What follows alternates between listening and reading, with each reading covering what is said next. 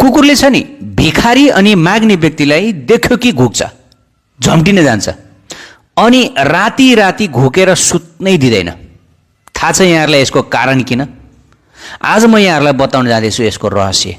अब एकैछिन कृपया ध्यान दिएर सुन्नु होला। म दशमलाई जोडेर तपाईँहरू सबैलाई निवेदन गर्न चाहन्छु, यो भिडियो छ नि पैसामा तुलना गर्ने हो भने अरब रुपियाँ भन्दा पनि ज्यादा छ। सिम्पल कथा छ तर सिक्ने कुरा चाहिँ एकदम अमूल्य छ है। ध्यान दिएर सुन्नु होला। एउटा कथा सुनाउन चाहन्छु। धेरै अगाडि पनि यो कथा मैले बताएको थिएँ, धेरै महानुभावले फेरि पनि यो कथा भनिदिनको लागि रिक्वेस्ट गर्नुभयो, त्यही भएर तपाईँहरू समक्ष फेरि यो कथा लिएर आएको छु। अब एकैछिन अन्यत्र कहीँ पनि नजानु होला। किन कुकुरले भिखारी र माग्ने व्यक्तिलाई देख्यो कि घुक्छ, तपाईँहरूले पनि ख्याल गर्नुभएको होला। र साथसाथै रातिको समयमा घुकेर सुत्नै दिँदैन, डिस्टर्ब गर्छ।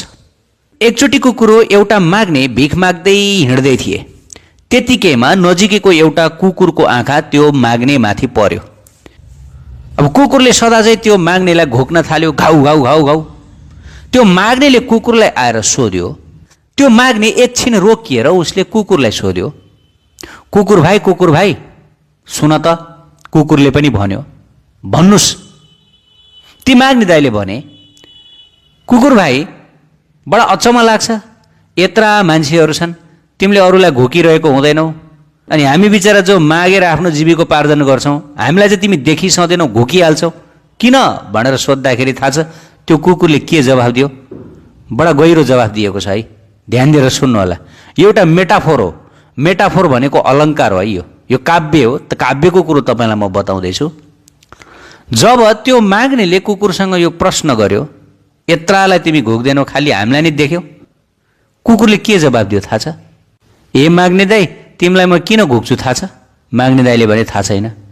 कुकुरले भन्यो, किनकि तिमी सबभन्दा महान दाता भगवानसँग हात नपसारिकन यी कन्जुस, चोर, डाका, फटा, पाप कर्ममा रत रहने व्यक्तिहरूसँग भिख माग्दै हिँड्छौ अनि तिमी जस्तो मूर्खलाई नघोकेर कसलाई घोक्ने त? हात पसार न उनी सबैभन्दा महान दाता भगवानसँग, अनि तिमी कहाँदेखि कहाँसम्म पुग्छौ भनेर कुकुरले जवाफ दिए। कुकुरको यो गहिरो उपदेश सुनेर माग्ने दाइ एकदमै गम्भीर भए। हो त म किन यी लुच्चा, लफङ्गा, चोर, डाका, कन्जुसहरूको अगाडि माग्न आउँ? भगवानसँग मागौँ न त।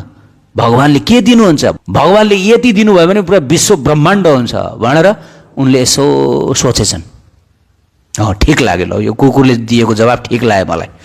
अब अर्को प्रश्न सोध्छु कुकुर भाइ भनेर। कुन प्रश्न? तिमी राति राति चाहिँ किन घोक्ने गर्छौ सुत्नै नसक्ने गरी? यसको जवाफ देऊ नि त भनेर भन्दा त्यो कुकुरले के जवाफ दियो थाहा छ? ध्यान दिएर सुन्नु होला।